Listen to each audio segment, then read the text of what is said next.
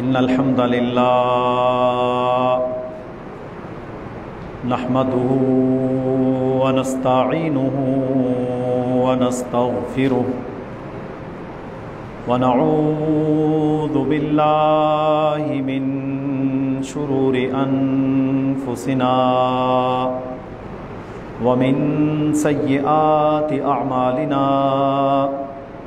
मन यहदिहिल्लाहु फला मुदिल्ल लहु व मन युद्लिल फला हादिय लहु। अशहदु अल्ला इलाहा इल्लल्लाहु वहदहु ला शरीक लहु व अशहदु अन्ना मुहम्मदन अब्दुहु व रसूलुहु सल्लल्लाहु अलैहि वसल्लम। अम्मा बअद फ़इन्न अस्दक़ल हदीस किताबुल्लाह व खैरल हदी हदी मुहम्मदिन सल्लल्लाहु अलैहि वसल्लम व शर्रल उमूरि मुहदसातुहा व कुल्ल मुहदसतिन बिदअह व कुल्ल बिदअतिन ज़लाला व कुल्ल ज़लालतिन फिन्नार। अऊज़ु बिल्लाहिस समीइल अलीम मिनश शैतानिर रजीम मिन हमज़िही व नफ़्ख़िही व नफ़्सिही। या अय्युहल्लज़ीना आमनुत्तक़ुल्लाहा हक़्क़ तुक़ातिही व ला तमूतुन्ना इल्ला व अंतुम मुस्लिमून। या अय्युहन्नासुत्तक़ू रब्बकुमुल्लज़ी ख़लक़कुम मिन नफ़्सिन वाहिदा व ख़लक़ मिन्हा ज़ौजहा व बस्स मिन्हुमा रिजालन कसीरन व निसाअ वत्तक़ुल्लाहल्लज़ी तसाअलून बिही वल अर्हाम इन्नल्लाहा काना अलैकुम रक़ीबा। या अय्युहल्लज़ीना आमनुत्तक़ुल्लाह वक़ूलू क़ौलन सदीदा युस्लिह लकुम अअमालकुम व यग़फ़िर लकुम ज़ुनूबकुम व मन युतिइल्लाह व रसूलहू फ़क़द फ़ाज़ फ़ौज़न अज़ीमा। रब्बि इश्रह ली सदरी व यस्सिर ली अमरी वहलुल उक़दतम मिन लिसानी यफ़क़हू क़ौली। अल्लाहुम्मा सल्लि अला मुहम्मद व अला आलि मुहम्मद कमा सल्लैता अला इब्राहीम व अला आलि इब्राहीम इन्नका हमीदुम मजीद। अल्लाहुम्मा बारिक अला मुहम्मद व अला आलि मुहम्मद कमा बारकता अला इब्राहीम व अला आलि इब्राहीम इन्नका हमीदुम मजीद।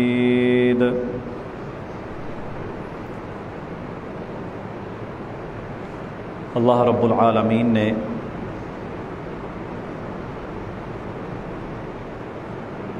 अपने पाक कलाम में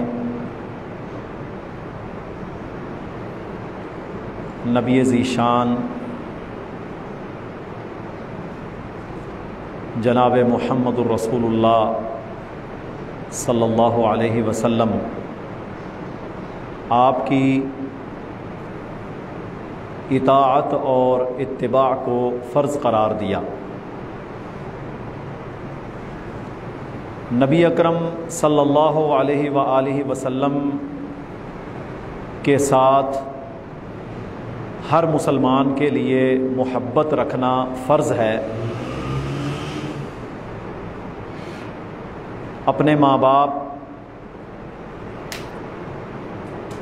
अपनी औलाद, सब कुछ से ज़्यादा हम पर यह फ़र्ज़ है कि हम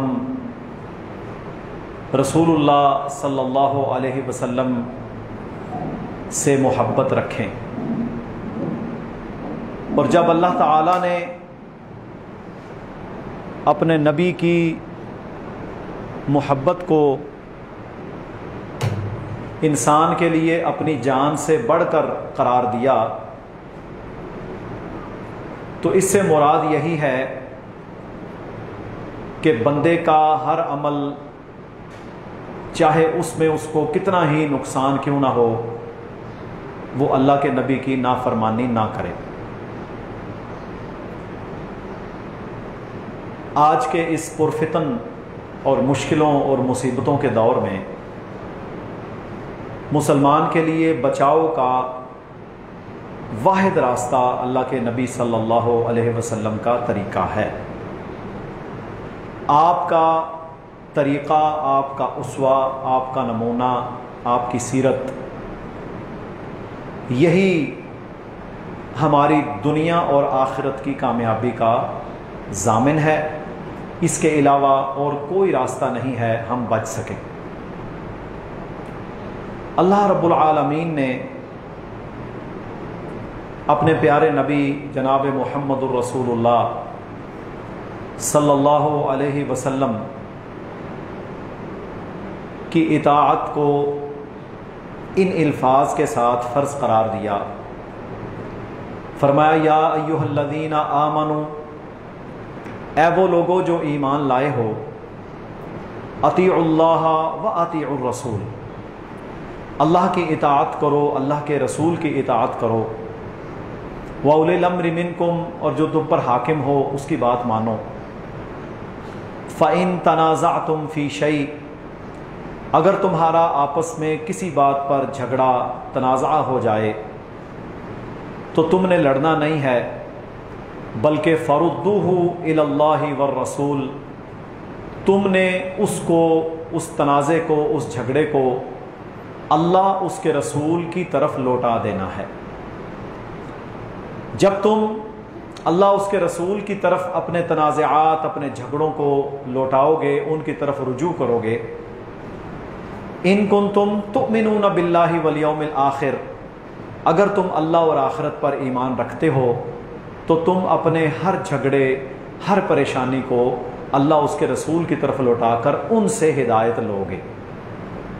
ज़ालिका खैरुन व अहसनु तअवीला, ये तुम्हारे लिए बेहतर है और तुम्हारे अंजाम के लिहाज से भी अच्छा है। इसी तरह अल्लाह ताला ने जहाँ अपनी इताअत को फ़र्ज़ करार दिया, वहाँ अपने नबी की इताअत को भी फ़र्ज़ करार दिया। बल्कि यहाँ तक कुरान में फरमाया मन युतिइर रसूला फ़क़द अता अल्लाह, जिसने रसूल की इताअत की उसने अल्लाह की इताअत की। फिर अल्लाह ताला ने फरमाया कि तुम लोग मेरे रसूल की इताअत करो, वला तुबतिलू आमालकुम, और अपने आमाल को बातिल ना करो। साबित हुआ कि जो शख्स अल्लाह के नबी की इताअत और सुन्नत पर चले बगैर कोई अमल करता है तो उसका वो अमल अल्लाह के यहाँ काबिल कबूल नहीं होता। अल्लाह के नबी सल्लल्लाहु अलैहि वसल्लम, तिरमिज़ी और सुनन अबू दाऊद में यह हदीस है, इरबाज़ बिन सारिया रज़ियल्लाहु अन्हु इसके रावी हैं। फरमाया अल्लाह के नबी सल्लल्लाहु अलैहि वसल्लम ने एक रोज़ हमें नसीहत फरमाई, और वो नसीहत ऐसी थी कि गोया आप हमें वसीयत कर रहे हैं।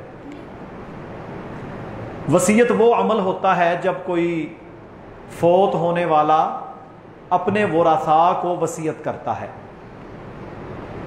तो फरमाया हमें ऐसे लगा कि जैसे आप हमें वसीयत फरमा रहे हैं। तो वहां पर अल्लाह के नबी सल्लल्लाहु अलैहि वसल्लम ने फरमाया कि तुम में से जो शख्स मेरे बाद जिंदा रहेगा फसयरा इख्तिलाफन कसीरा, तो वो बहुत ज्यादा इख्तिलाफ देखेगा। जब तुम इख्तिलाफ देखो, फितने देखो, तो तुम्हारा अमल क्या होना चाहिए? अलैकुम बिसुन्नती, तुमने मेरी सुन्नत को लाजिम पकड़ना है। व सुन्नतिल खुलफा ar-राशिदीन अल-महदीयीन, और मेरे खुलफाए राशिदीन जो कि हिदायत वाले हैं उनके तरीके पर चलना है। जब तुम फितनों के अंदर मेरी सुन्नत पर चलोगे तो इख्तिलाफ में कोई फितना तुम्हें नुकसान नहीं पहुंचा सकेगा।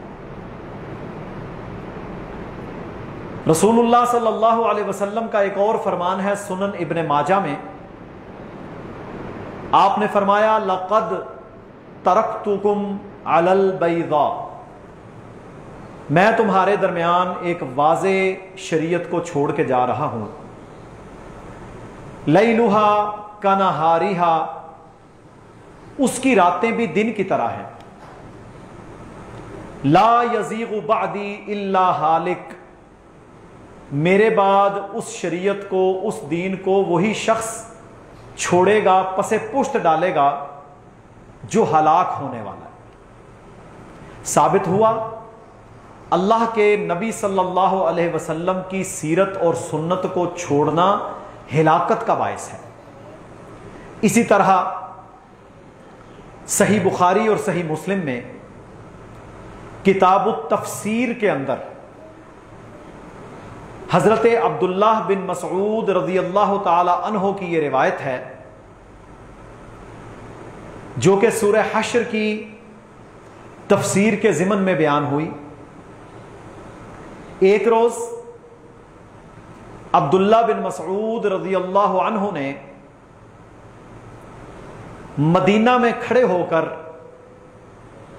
ऐलान किया कि अल्लाह की लानत हो उस औरत पर या उस मर्द पर जो अपना जिस्म गुदवाता है, ये जिस्म पर टैटूज बनवाना। अल्लाह की लानत हो उस शख्स पर जो अपने दांतों में खला पैदा करके खूबसूरती पैदा करने की कोशिश करता है। अल्लाह की लानत हो अपने बालों के साथ बाल जोड़ने वाले पर जो विग लगाते हैं। तो वहां पर उन्होंने साथ यह फरमाया कि मैंने ये कुरान में पढ़ा है। उम्मे याकूब रज़ी अल्लाह अन्हा एक सहाबिया हैं, वो कहती हैं मैंने दो तख्तियों के दरमियान जितना कुरान है वो सारा पढ़ा, पर मैंने ये आयत तो कहीं नहीं पढ़ी जो आप कह रहे हैं। तो उन्होंने फरमाया क्या आपने सूरह हशर में अल्लाह रब्बुल आलमीन का वो फरमान नहीं पढ़ा जिसमें अल्लाह ताला ने फरमाया वमा आताकुमुर रसूलु फखुदूहु, मेरे रसूल जो तुम्हें दें वो ले लो, वमा नहाकुम अन्हु फंतहु, और जिस बात से मना करें उससे रुक जाओ। अल्लाह के नबी सल्लल्लाहु अलैहि वसल्लम की सुन्नत और सीरत इस अंदाज से सहाबा मानते थे। इसी तरह अल्लाह रब्बुल आलमीन ने किताबुल्लाह में इरशाद फरमाया वमन युशाक़िक़िर रसूल मिन बअदि मा तबय्यना लहुल हुदा, जिसने मेरे रसूल की मुखालिफत की हिदायत के आ जाने के बाद, हिदायत से मुराद कुरान है, अल्लाह के नबी की सीरत है। जिसने मेरे रसूल की मुखालिफत की हिदायत के आ जाने के बाद, वयत्तबि' गैर सबीलिल मुमिनीना, और उसने मोमिनों का रास्ता छोड़कर कोई और रास्ता इख्तियार किया, नुवल्लिही मा तवल्ला, मैं उसे वही लगा दूंगा जहां वो लग गया, व नुस्लिही जहन्नम, और उसे जहन्नुम का ईंधन बनाया जाएगा, वसाअत मसीरा, और ये बहुत बुरी रहने की जगह है। यहां इस आया मुबारका में अल्लाह रब्बुल आलमीन ने अपने नबी की मुखालिफत करने वालों के लिए आग के अजाब की वईद सुनाई है। आज भी हम जिस मुश्किलों और मुसीबतों के अंदर पड़े हुए हैं, इसकी बुनियादी वजह अल्लाह के साथ गद्दारी है और अल्लाह के नबी सल्लल्लाहु अलैहि वसल्लम की सुन्नत और आपके तरीकों को पसे पुष्ट डालना। इसी तरह इख्तिलाफ हो जाए, झगड़ा हो जाए, तो वहां पर फैसला अल्लाह के नबी सल्लल्लाहु अलैहि वसल्लम की सीरत के मुताबिक होगा। इसी तरह सही बुखारी में सूरह निसा की तफसीर में यह हदीस मौजूद है, जब दो सहाबा का पानी के मसला के ऊपर झगड़ा हुआ और वो ये मसला अल्लाह के नबी सल्लल्लाहु अलैहि वसल्लम के पास लेकर आए।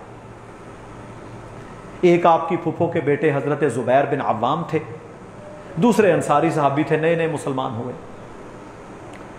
तो आपने वो केस सुना, जिस तरफ से पानी आ रहा था, पहली ज़मीन हज़रत ज़ुबैर की थी, अगली ज़मीन दूसरे बंदे की थी। तो आपने हज़रत ज़ुबैर से फरमाया कि आप जल्दी पानी लगाकर अपने भाई के लिए छोड़ दिया करें। अब दूसरे शख्स ने शायद ये समझा कि मेरा हक गसब हुआ है, हालांकि उसूल ही ये था कि जिसकी ज़मीन पहले आएगी पानी की बहाव की तरफ, पहले वो ही सैलाब होगा।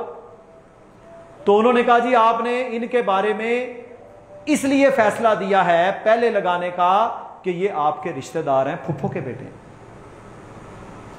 अब वो बंदा नया नया मुसलमान हुआ था, इल्म नहीं था कि रसूलुल्लाह सल्लल्लाहु अलैहि वसल्लम का मुकाम, मर्तबा, आपकी बात का कितना वजन और कितनी वैल्यू है। तो आप सल्लल्लाहु अलैहि वसल्लम ने अभी उसका जवाब नहीं दिया। देखे ना, ये सेकंड्स की बात है। आप सल्लल्लाहु अलैहि वसल्लम ने उसकी बात सुनी, अभी उसका जवाब नहीं दिया कि पलक झपकते हजरत जिब्रील अलैहिस्सलातु वस्सलाम सूरह निसा की आयात लेकर नाजिल हो गए। वो क्या आयात हैं? अल्लाह ताला ने वहां नाजिल फरमाए सूरह निसा में, फला व रब्बिका ला युमिनूना, मुझे आपका रब होने की कसम है ये उस वक़्त तक मोमिन नहीं हो सकते। फला व रब्बिका ला युमिनूना, मुझे आपका रब होने की कसम है ये उस वक़्त तक मोमिन नहीं हो सकते, हत्ता युहक्किमूका फीमा शजरा बैनहुम, जब तक कि आपका ये हर मसला, हर बात खुले दिल के साथ ना मान लें। सुम्मा ला यजिदू फी अनफुसिहिम हराजा, और फिर अपने सीने के अंदर कोई तंगी महसूस ना करें। वयुसल्लिमू तस्लीमा, और जो बात आपकी आ जाए ये सरे तस्लीम खम करें, उसमें मीम मेख ऐसे वैसे ये नहीं कर सकते। अल्लाह ने कसम उठा दी कि मुझे आपका रब होने की कसम है, जो आपकी बात नहीं मानेगा वो मोमिन नहीं हो सकता। अब मेरे भाइयों, इससे आगे क्या बात है? इससे आगे कोई बात नहीं है। और जो बंदा अल्लाह के नबी की मुखालिफत करे, अल्लाह के नबी सल्लल्लाहु अलैहि वसल्लम की नाफरमानी करे, अल्लाह के नबी सल्लल्लाहु अलैहि वसल्लम की सुन्नतों से इनहिराफ करे, आपके दीन को पसे पुष्ट डाले, तो मेरे भाइयों वो मोमिन कैसे हो सकता है? कभी भी मोमिन नहीं हो सकता। अल्लाह के नबी सल्लल्लाहु अलैहि वसल्लम की सुन्नत के साथ सहाबा का इतना वालेहाना अंदाज हुआ करता था कि आप अलैहिस्सलातु वस्सलाम ने जो अमल किया वो भी उसी अमल पर चलते थे। हत्ता के हज का मौका जब आपने हज किया तो आप बार बार ये फरमाते थे, खुदू अन्नी मनासिकाकुम, मुझसे हज के अहकामात सीख लो। हज का तरीका, तवाफ का तरीका, मिना, मुज़दलिफा, अराफात, क्या क्या करना है, ये सारा अल्लाह के नबी सल्लल्लाहु अलैहि वसल्लम की सुन्नत के मुताबिक होगा। अगर कोई शख्स हज के मौका पर कोई एक अमल भी रसूलुल्लाह सल्लल्लाहु अलैहि वसल्लम की मुखालिफत में करता है तो उसका हज कबूल नहीं होता। बड़ा अमल है ना, पैसा भी लगता है, माल भी लगता है, जान भी लगती है, वक़्त भी लगता है, वो कबूल नहीं होगा जब तक वो सुन्नत से साबित ना हो। और हज मबरूर किसे कहते हैं? हज मबरूर वो हज है जो हलाल माल के साथ किया जाए, जिसमें लड़ाई झगड़ा ना किया जाए, फितना फसाद ना किया जाए, गाली गलोच ना की जाए, और वो सुन्नत के मुताबिक अदा किया जाए। तो उसके बारे में वो हदीस है, जो हज मबरूर करेगा वो ऐसे है गोया आज ही अपने मां के बतन से पैदा हुआ।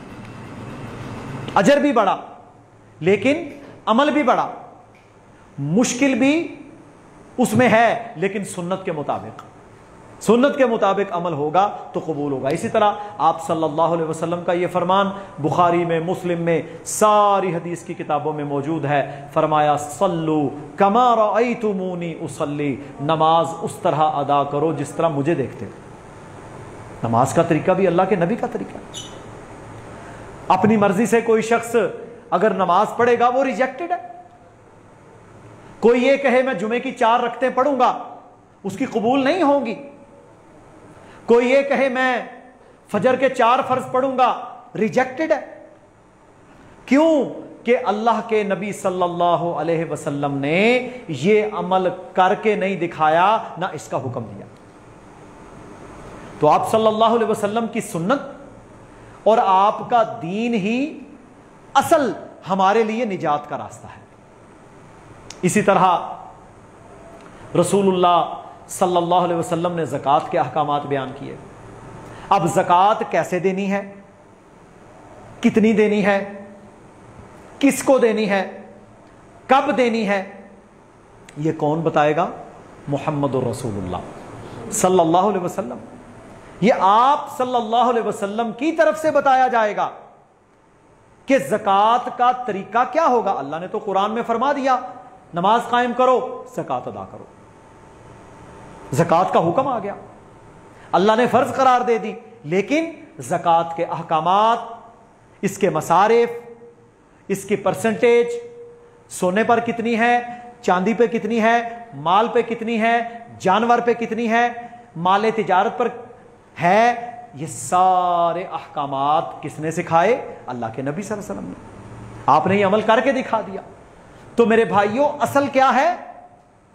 अब देखें ना, अल्लाह ताला ने हम सब ईमान वालों के लिए क्या फरमाया? फरमाया लक़द मन्नल्लाहु अलल मुमिनीना। ऐ ईमान वालों, तुम्हें खुश हो जाना चाहिए। इज़ बअस फ़ीहिम रसूलन मिन अनफुसिहिम, कि मैंने तुम्हारे अंदर से तुम में रसूल भेजा। सल्लल्लाहु अलैहि वसल्लम, मैंने तुम्हारे अंदर से तुम में से रसूल भेजा। किस मकसद के लिए? यतलू अलैहिम आयातिही, कि वो आप पर अल्लाह की आयात की तिलावत फरमाएं, कुरान सुनाएं, आपको कुरान के मुताबिक हिदायत दें। वयुज़क्कीहिम, और आपका तज़किया करें। तज़किया से मुराद होता है सफाई, प्यूरिफिकेशन। वयुज़क्कीहिम, और आपका तज़किया करें, यानी गंदगी से आपको सफाई की तरफ ले आए, शर से खैर की तरफ ले आए, बुराई से अच्छाई की तरफ ले आए, शिर्क से तौहीद की तरफ ले आए, बिदआत से सुन्नत की तरफ ले आए। यह है तज़किया। अब देखें ना, किसी चीज को आप साफ करते हैं तो वो चीज सफाई सुथराई के बाद खूबसूरत हो जाती है। फरमाया वयुज़क्कीहिम, ये भी अल्लाह के नबी की जिम्मेदारी थी। पहली जिम्मेदारी क्या थी? यतलू अलैहिम आयातिही, तुम पर अल्लाह की आयात तिलावत करना, अल्लाह का हुक्म पहुंचाना। सिर्फ पहुंचाना नहीं था, वयुज़क्कीहिम, और फिर आपका तज़किया करना है, नफ्स का तज़किया करना है, सफाई करनी है, हिदायत की तरफ, खैर की तरफ, तौहीद की तरफ, इस्लाम की तरफ। तज़किया नफ्स, यह अल्लाह के नबी सल्लल्लाहु अलैहि वसल्लम की जिम्मेदारी थी। और आप सल्लल्लाहु अलैहि वसल्लम ने मेरे भाइयों जिन लोगों का तज़किया किया, उन लोगों के आमाल और अफ़आल आप आज तक देखें कि उन लोगों ने 100 साल के अंदर पूरी दुनिया पर इस्लाम गालिब कर दिया, क्योंकि वो अल्लाह के नबी के डायरेक्ट शागिर्द थे, सहाबा। दुनिया को छोड़ा, बरादरियों को पसे पुश डाला, हिजरतें की, मुश्किलात बर्दाश्त की, लेकिन वो ऐसा तज़किया हुआ कि मेरे भाइयों, जब मक्का के अंदर जुल्म व जबर होता था ना सहाबा पर, तो अल्लाह के नबी सल्लल्लाहु अलैहि वसल्लम ने वहाँ पर फरमाया कि एक दिन ऐसा आएगा, ये सुराका बिन मालिक, जब आपने हिजरत की ना, हिजरत के वक़्त कौन कौन था? अल्लाह के नबी सल्लल्लाहु अलैहि वसल्लम थे और सैयदना अबू बकर थे, जिनका कुरान में भी जिक्र आया ना कि सानियस्नैन, दो में से एक, इज़ हुमा फिल गार, जब गार के अंदर थे। तो अल्लाह के नबी ने फरमाया, अबू बकर घबराओ नहीं, ला तहज़न इन्नल्लाह माअना, आपने परेशान नहीं होना, अल्लाह हमारे साथ है। तो मक्का वालों ने कहा, हम 100 ऊंट इनाम देंगे जो मोहम्मद को ढूंढ कर लाएगा सल्लल्लाहु अलैहि वसल्लम। तो वहां पर थे सुराका बिन मालिक, ये भी मक्का के रहने वाले थे। वो अपने घोड़े के ऊपर चढ़ा, पीछे गया, और सुराका बिन मालिक ने देख लिया था अल्लाह के नबी सल्लल्लाहु अलैहि वसल्लम और हजरत अबू बकर को। अब मेरे भाइयों, 100 ऊंट आज भी किसी को इनाम दिया जाए, अगर 5-6 लाख का भी ऊंट है, तो आज भी थोड़ी रकम नहीं बनती। तो उस वक्त भी यह कीमती था, आज भी कीमती है। तो सुराका बिन मालिक ने जब देखा ना दूर से, और वो पीछे जाने लगा, तो उसका घोड़ा जमीन में धंस गया। फिर उसने कोशिश की, फिर जमीन में 3 बार कोशिश की, फिर मेरे भाइयों पैदल चला कि मैं घोड़ा अगर नहीं जा रहा तो मैं पैदल जाता हूं, मैं मक्का के मुशरिकीन को जाके बताता हूं अल्लाह के नबी सल्लल्लाहु अलैहि वसल्लम और अबू बकर कहां हैं। तो मेरे भाइयों जब वो उतरे तो उतरने के बाद फिर जमीन में धंस गए। सुराका, वहां पर वो बंदा रुक गया और वहां पर उसने रुक कर फिर ये अपने दिल के अंदर सोचा कि वाकयातन अल्लाह रब्बुल आलमीन की मदद मोहम्मद के साथ है सल्लल्लाहु अलैहि वसल्लम। अल्लाह की मदद अल्लाह के पैगंबर के साथ है, मैं इनका बाल भी बिका नहीं कर सकता। फिर मुसलमान हुए, फिर अल्लाह के नबी सल्लल्लाहु अलैहि वसल्लम के पास जब मदीना में आए ना, जो मैं बात बयान करना चाहता हूँ, तो मेरे भाइयों उस वक़्त रसूलुल्लाह सल्लल्लाहु अलैहि वसल्लम ने फरमाया था कि एक वक़्त आएगा। अच्छा ये हालात कैसे हैं? भूख, अफलास, हिजरत की, घर बार छोड़ा, मक्का छोड़कर मदीना में गए, मुश्किलात, परेशानियां, मुसीबतें, जंगें, और मदीना के अंदर वबाएं थी, बुखार था, बहुत कुछ था। वहां पर अल्लाह के नबी ने क्या फरमाया? फरमाया सुराका रज़ी अल्लाह अन्हु मुसलमान हो गए।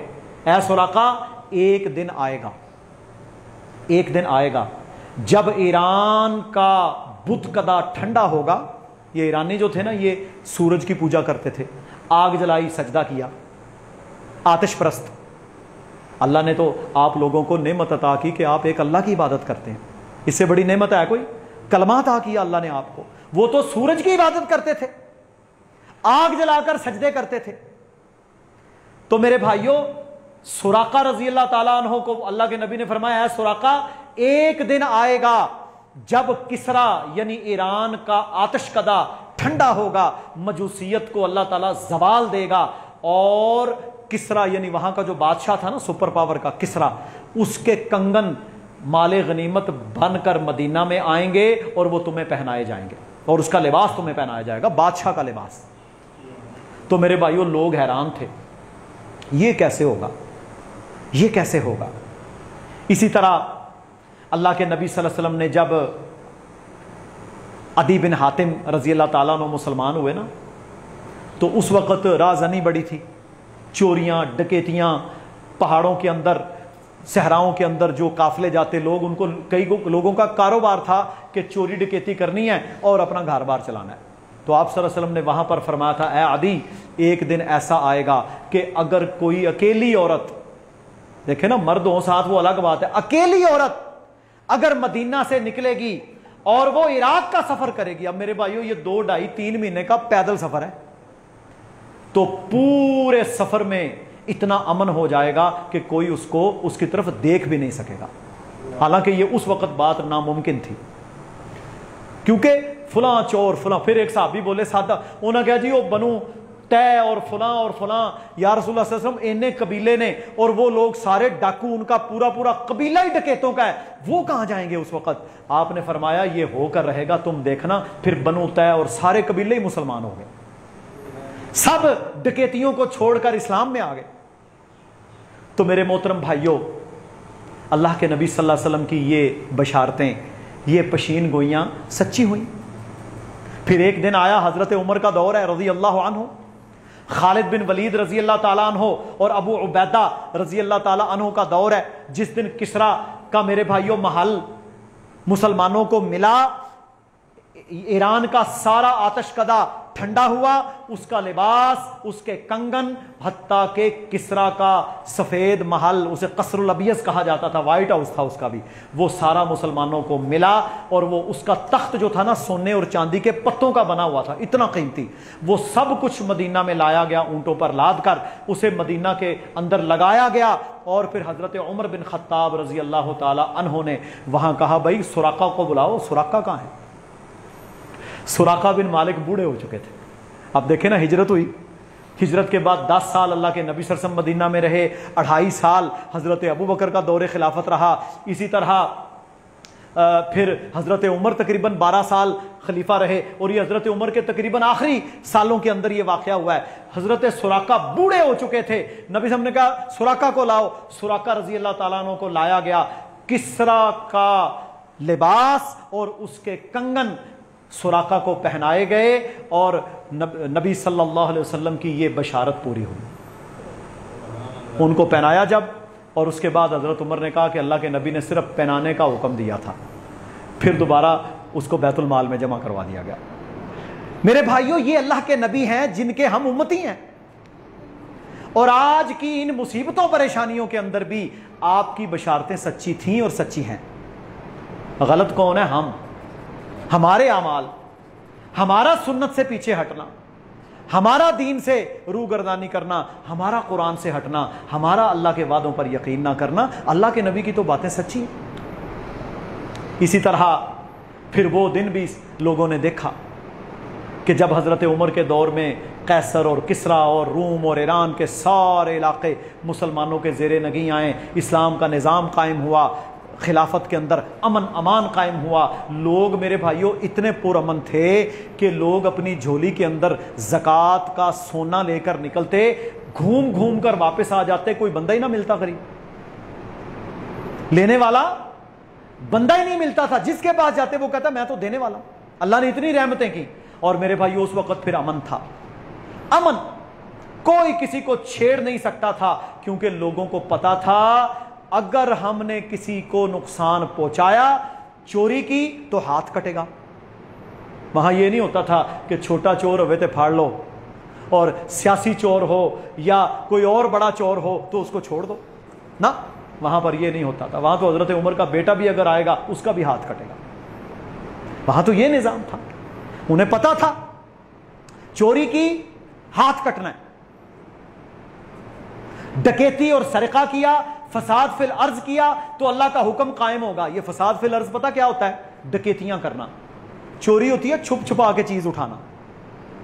चोर पता है लड़ते लुड़ते नहीं है, वो छुप के चीज लेके भाग गया। डकैती होती है राहजनी, गन पॉइंट पर घरों के अंदर आके हमला करना, किसी बंदे को कत्ल करना, उनको मारना, फसाद पैदा करना।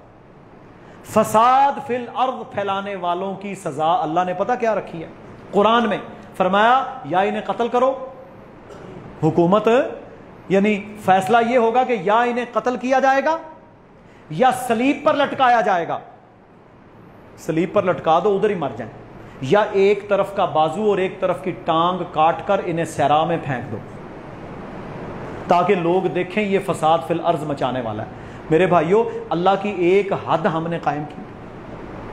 हमारा बेचारा हुदूद ऑर्डिनेंस पड़ा है, कोई उस पर अमल करने को तैयार नहीं। ज़ियाउल हक के दौर में ये बना था, तो ज़ियाउल हक साहब ऑस्ट्रेलिया में गए तो वहां के, क्योंकि ये तो वो तो नहीं मानते ना हाथ कटे, हालांकि अल्लाह कुरान में कहता है कि वस्सारिकु वस्सारिकतु फक़्तउ अयदियहुमा, चोरी करने वाला हो मर्द या हो औरत, उसका हाथ काटो, इससे अमन आएगा।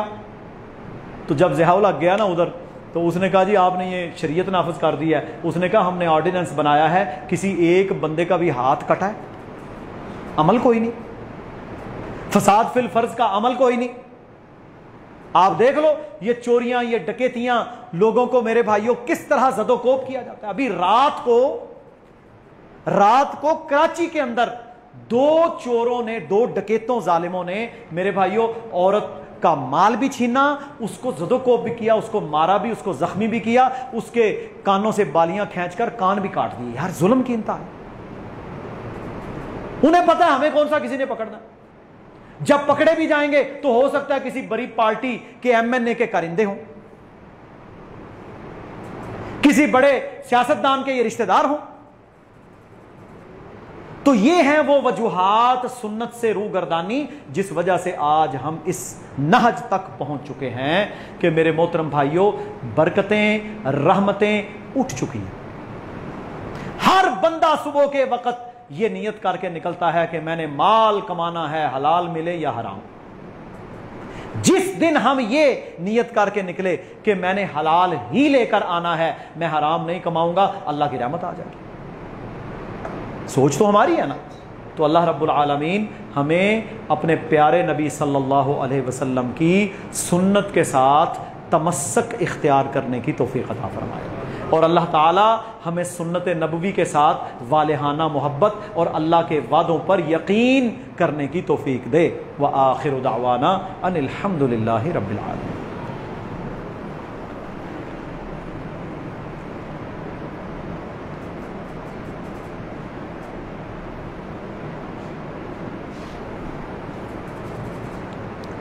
इन्नल हम्दलिल्लाह नहमदुहु व नस्तईनुहु व नस्तगफिरुहु व नऊज़ु बिल्लाहि मिन शुरूरि अनफुसिना व मिन सय्यिआति अअमालिना मन यहदिहिल्लाहु फला मुदिल्ल लहु व मन युद्लिल फला हादिय लहु अशहदु अल्ला इलाहा इल्लल्लाहु वहदहु ला शरीक लहु व अशहदु अन्न मुहम्मदन अब्दुहु व रसूलुहु अम्मा बअदु फ़इन्न अस्दक़ल हदीस किताबुल्लाह व खैरल हदी हदी मुहम्मदिन सल्लल्लाहु अलैहि वसल्लम व शर्रल उमूरि मुहदसातुहा व कुल्ल मुहदसतिन बिदअह व कुल्ल बिदअतिन ज़लाला व कुल्ल ज़लालतिन फिन्नार। अम्मा बाद, मोहतरम भाइयों, अल्लाह रब्बुल आलमीन का फरमान है, वल्लाहु हुवर रज़्ज़ाक़ु ज़ुल क़ुव्वतिल मतीन वल्लाहु खैरुर राज़िक़ीन व फ़िस समाई रिज़्क़ुकुम। अल्लाह रब्बुल आलमीन ही तुम्हारा राज़िक़ है, सब क़ुव्वतें ताकतें उसी के पास हैं, तुम्हें सबसे बेहतरीन रिज़्क़ अता करने वाली वो ज़ात है। और याद रख लो, तुम्हारे रिज़्क़ का सारा फ़ैसला आसमानों में है। ये 3 मुख्तलिफ आयात हैं जो आप के सामने मैंने पढ़ी हैं। इनसे ये हमें पता चलता है कि रिज़्क़ की तक़सीम की सारी ज़िम्मेदारी वो रज़्ज़ाक़ के पास है, जो अल्लाह की सिफत है। कोई शख्स अगर ये समझता है कि रिज़्क़ की तक़सीम का कोई और जिम्मेदार है, तो वो अपने अक़ीदे की इस्लाह कर ले। राज़िक़ सिर्फ और सिर्फ अल्लाह है। आदम अलैहिस्सलाम के दौर में भी अल्लाह था, आज भी अल्लाह है, और क़यामत तक सबके रिज़्क़ की जिम्मेदारी किसने ली? अल्लाह ने ली। अब आप देखें, जब पाकिस्तान बना तो पूरे पाकिस्तान की आबादी थी 7.5 करोड़ या 8 करोड़। आज 8-9 करोड़ आबादी सिर्फ पंजाब की है, पाकिस्तान 25 करोड़। उस वक्त भी अल्लाह रिज़्क़ देता था, आज भी अल्लाह रिज़्क़ देता है। वजह क्या है कि हमने अल्लाह के उसूलों, अल्लाह के हुक्मों को ना माना, जिस वजह से हम पर अजाब का कोड़ा बरसा। पहला हुक्म हमने क्या नहीं माना कि हमने अल्लाह के हुक्म के मुताबिक फैसले नहीं किए। सबसे पहली नाफरमानी जो हमने की, अल्लाह ने क्या फरमाया था? वमन लम यहकुम बिमा अंज़ल अल्लाहु फउलाइका हुमुल काफिरून ज़ालिमून फासिकून। जो अल्लाह के नाजिल करता हुक्म के मुताबिक फैसला नहीं करता, वही तो काफिर, जालिम और फासिक है। हमने वो नहीं किया। रसूलुल्लाह सल्लल्लाहु अलैहि वसल्लम ने फरमाया, जमीन के किसी टुकड़े पर अगर अल्लाह की एक हद, यानी अल्लाह का एक लॉ, एक हुक्म कायम कर दिया जाए, यह उस जमीन के टुकड़े के लिए 40 दिन तक रहमत की बारिश से बेहतर है। 40 दिन बारिश होती रहे ना, और कितने उससे पौधे उगते हैं, फसलें उगती हैं, कितनी रहमत आती है। यह उससे बेहतर है कि वहां पर अल्लाह का एक हुक्म कायम कर दिया जाए। हमने पहली गद्दारी क्या की कि हमने कलमे का नारा लगाकर यह टुकड़ा हासिल किया। कलमे का नारा लगाकर अल्लाह ताला ने मुसलमान उम्मत का सबसे बड़ा मुल्क आपको अता किया।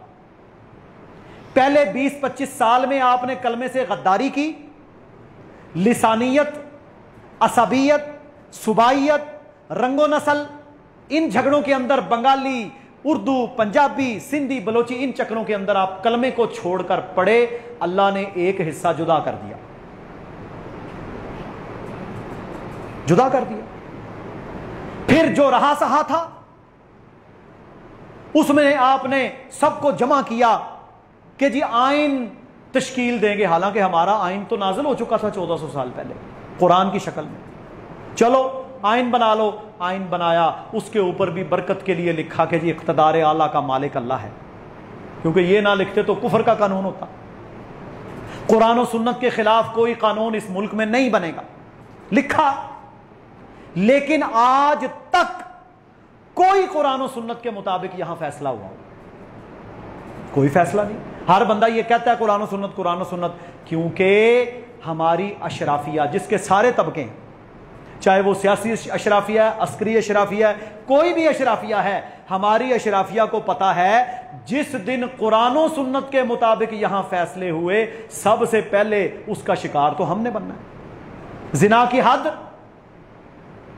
शादीशुदा करे तो संगसार आधा जमीन में गाड़ के पत्थर मारो, गैर शादीशुदा करे, साबित हो जाए 4 गवाहों से, तो 100 कोड़े 1 साल के लिए जिला वतन। कौन इसको बर्दाश्त करेगा? हमारी तो हालत यह है कि असेंबली में अजान होती है, हम लोग नमाज पढ़ने को तैयार हैं।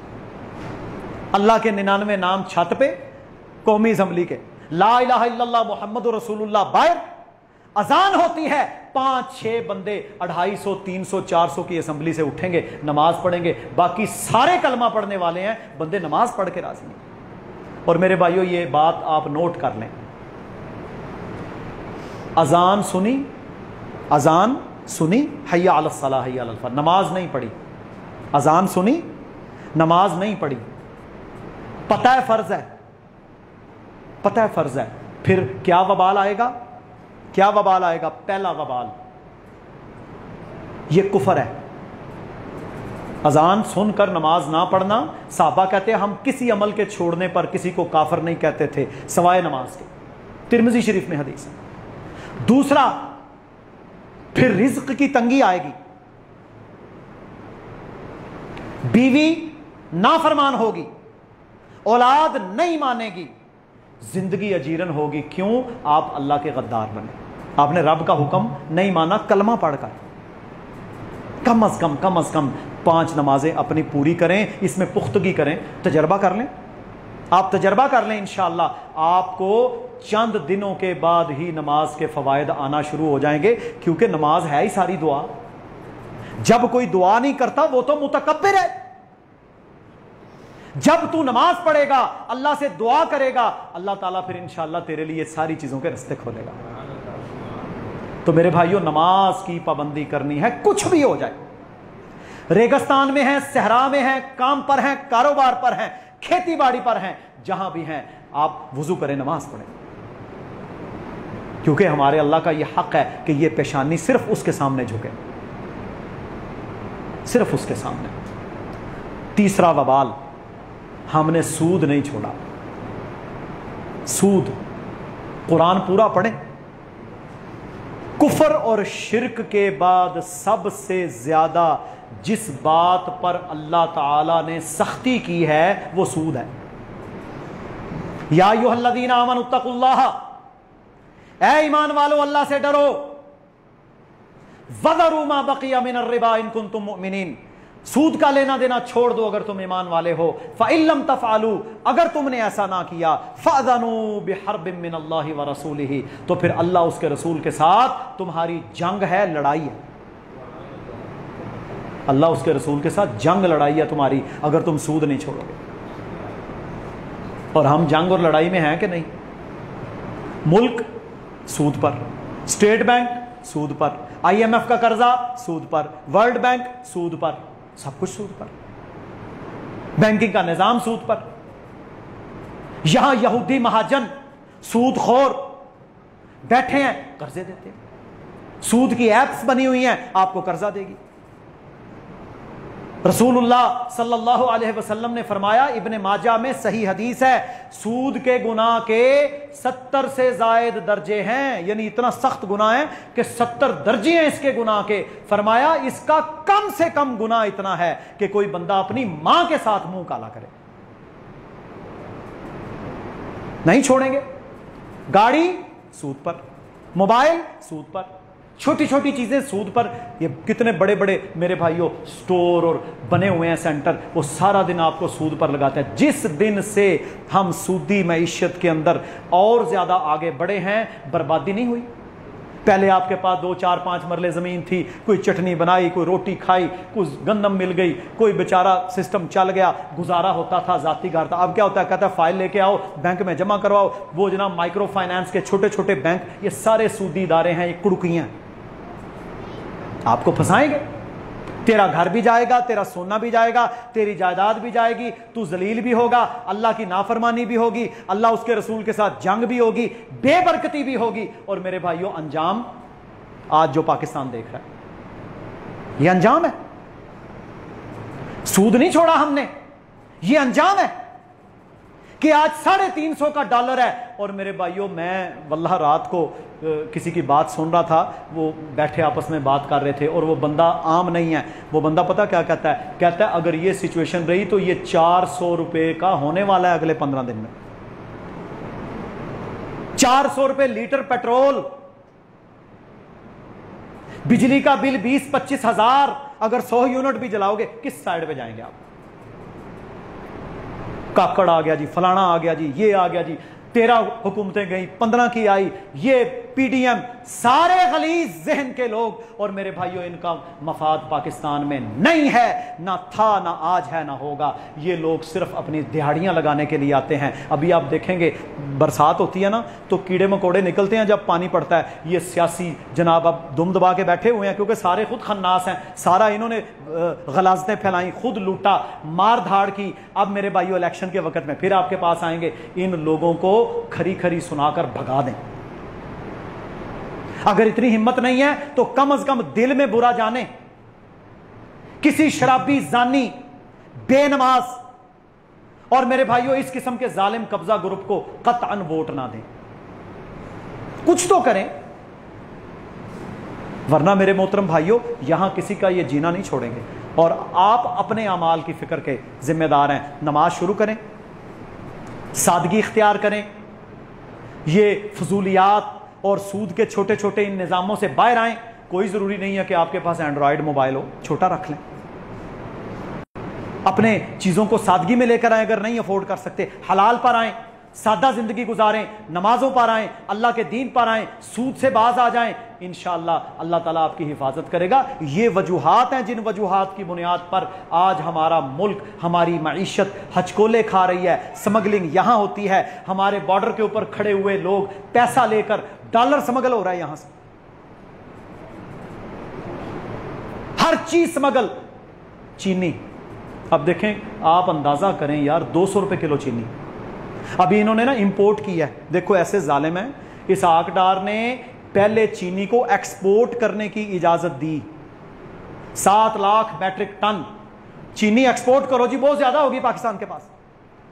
वो जनाब एक्सपोर्ट भी हुई, स्मगल भी हुई, अफगानिस्तान में, ईरान में, दीगर इलाकों में सारी चीनी अपनी बर्बाद की। अब $220 किलो चीनी बाहर से मंगवाकर आपको दे रहे हैं। फायदा क्या होगा कि जब एक्सपोर्ट की उसमें भी किकबैक्स मिली, यानी कमीशन मिली सियासियों को, और जब आएगी तो फिर कमीशन मिलेगी। अरे जालिमो, बदबख्तो, तुम्हारा अंजाम क्या है? तुम कहां पर रुकोगे? क्या तुमने अपने से पहले लोगों की मौत को नहीं देखा? क्या तुमने फिरौन का हशर नहीं देखा? क्या तुमने पाकिस्तान बनने के बाद बड़े बड़े लीडर और उनके कत्ल और उनके मर्डर और उनकी मौत नहीं देखी? बीमारियों के अंदर तुम हलकान हो, खाना तुम नहीं खा सकते, लेकिन हवस है कि इतनी ज्यादा कि कहते हैं चूस लो, चूस लो। और ये देख लें, IMF आती है पाकिस्तान में, कभी ये अशराफिया पर पाबंदी नहीं लगाएगी, फ्री पेट्रोल जो मेरे भाइयों बड़े बड़े मगरमच्छ खा रहे हैं वो बंद नहीं करेगी, कभी ये उनकी अयाशियां, उनकी गाड़ियां बंद नहीं करेगी IMF, कभी ये उनके फ्री मिनट्स और फ्री डाटा और फ्री गैस और फ्री पेट्रोल और मेरे भाइयों अयाशियां बंद नहीं करेगी। सारा बोझ किस पर? गरीब अवाम पर। अब तो गरीब अवाम भाई बस है, अब तो नहीं वो दे सकते। 10,000 कमाने वाला 20,000 बिल कहां से दे? और ये वजीर आजम जो रोबोट हमारे ऊपर इन्होंने बिठाया, कहता है ये बात इतनी नहीं है, लोग वैसे ही बढ़ा चढ़ा के बात कर रहे हैं। मुझे ये बताएं, यहाँ मिडिल क्लास लोग मौजूद हैं, क्या यही सिचुएशन अगर और 6 महीने रहती है आप गुजारा कर सकेंगे? क्या 10-10 करोड़ आपके पास सेविंग है? मोबाइल बेचोगे, फ्रिज बेचोगे, पंखा बेचोगे, क्या बेचोगे? कोई एक आधी वाली बेच लोगे, आखिर खत्म। तो इसमें आपने फैसला करना है कि हक और बातिल को अब तो यार हम कर लें कम से कम। इतना अजीम मुल्क अल्लाह ने दिया, हर चीज यहां पर मौजूद है, अंगूर फसलें मौजूद हैं, अल्लाह की नेमतें मौजूद हैं, सारे मौसम मौजूद हैं, पानी मौजूद है मेरे भाइयों, रेगिस्तान मौजूद है, समुंदर की 1500 किलोमीटर की पट्टी मौजूद है, पेट्रोल गैस तक यहां पर मौजूद है। मौजूद नहीं है तो ईमानदार अवाम और ईमानदार हुक्मरान मौजूद नहीं है। ये हम सबको मेरे भाइयों सोचना है और इस पर फैसला करना है। अल्लाह रब्बुल आलमीन हमें सुन्नत नबवी पर अमल करने की तौफीक अता फरमाए और सुन्नत के मुताबिक अपनी मईशत, अपनी मुआशरत, अपने कानून अगर हम तरतीब दे लेंगे तो इंशाअल्लाह अल्लाह हमारा मददगार होगा। अल्लाह से दुआ करें अल्लाह ताला पाकिस्तान की हिफाजत फरमाए। ये तो पता क्या कर रहे हैं, ये इतना कमज़ोर कर रहे हैं कि पाकिस्तान कल को अल्लाह माफ़ करे माज अल्लाह कि पाकिस्तान के जी ये हमारा एटमी असला पकड़े, हमें पैसे दें, ये हमारे फलां एसेट्स पकड़े, हमें पैसे दें। अल्लाह से पनाह तलब करनी चाहिए। और मेरे भाइयों, गुलामी की ज़िंदगी जो है वो बहुत बुरी है। आज भी आप देखें हिंदुस्तान के अंदर मुसलमानों की क्या हालत है। पिछले हफ्ते वहाँ के बहावल नगर के अंदर किस तरह मुसलमानों के ऊपर जुल्म हुआ, गाय ज़िबा करने पर लोगों को किस तरह कत्ल किया गया, किस तरह एक छोटा 8 साल का बच्चा स्कूल के अंदर जब वो पढ़ने के लिए गया है, मेरे मोहतरम भाइयों, ज़िला बहावल नगर उधर भी है, तो उसके मुंह के ऊपर सारी क्लास से बच्चों से उस हिंदू टीचर ने मुंह के ऊपर तमाचे मरवाए। कहती मारो इसको तमाचे, ये मुसलमान है। एक ने आहिस्ता मारा, बेचारा बच्चा था, आखिर रहम होता है इंसान में, तो उसने कहा जोर से मार इसे, जोर से मार। और बाद में 2 दिन के बाद उसके बाप का इंटरव्यू आता है, कहते जी हमारा मामला हल हो गया। हल नहीं होना तो क्योंकि गुलाम है वो, बेचारा मजबूर है, उसे पता था कत्ल कर देंगे। कुछ होश के नाखुन ने पाकिस्तान की इस इज्जत और तकरीम और पाकिस्तान की आज़ादी को पहचाने, लेकिन हमने इस्लाह करनी है, दिमाग बदलना है, कुछ ज़ेन बदल कर हक और बातिल की तरफ आए। इन पुराने जितने खबीसों ने आपको लूट लूट कर अपनी अयाशियां की, मेरे भाइयों देखो आपका MNA छोटे से छोटा यही होता है ना, MNA MPA इलाज करवाते हैं तो बाहर, अमेरिका इंग्लैंड से पहले तो इनका इलाज ही नहीं होता, कारोबार कोई नहीं, सारा साल वेले। तो मेरे भाइयों ये सोच और फिक्र पैदा करें और अच्छे लोगों का, अल्लाह कहता है सच्चों का साथ दो बस। और अगर सच्चे ना हो तो उससे बेहतर है बंदा घर में बैठा रहे। अल्लाह रब्बुल इज़्ज़त कहने वाले और सुनने वालों को अमल की तौफीक अता फरमाए। अल्लाहुम्मा अग़फ़िर लना वलिल मोमिनीन वल मोमिनात वल मुस्लिमीन वल मुस्लिमात व अल्लिफ़ बैना क़ुलूबिहिम व अस्लिह ज़ात बैनिहिम वंसुरहुम अला अदुव्विका व अदुव्विहिम। अल्लाहुम्मा लअनिल कफ़रतल्लज़ीना यसुद्दूना अन सबीलिक व युकज़्ज़िबूना रुसुलक व युक़ातिलूना औलियाअक। अल्लाहुम्मा ख़ालिफ़ बैना कलिमातिहिम व ज़ल्ज़िल अक़दामहुम व अनज़िल बिहिम बअसकल्लज़ी ला तरुद्दुहु अनिल क़ौमिल मुजरिमीन। अल्लाहुम्मा अंसुरिल इस्लाम वल मुस्लिमीन। अल्लाहुम्मा अइज़्ज़िल इस्लाम वल मुस्लिमीन। अल्लाहुम्मा अंसुरिल मुजाहिदीन फ़ी कुल्लि मकान। अल्लाहुम्मा अंसुरहुम वहफ़ज़हुम। रब्बना आतिना फ़िद दुनिया हसना व फ़िल आखिरति हसना व क़िना अज़ाबन नार। रब्बना ज़लमना अनफुसना व इन लम तग़फ़िर लना व तरहमना लनकूनन्ना मिनल ख़ासिरीन। सुब्हान रब्बिका रब्बिल इज़्ज़ति अम्मा यसिफ़ून व सलामुन अलल मुरसलीन वल्हम्दुलिल्लाहि रब्बिल आलमीन।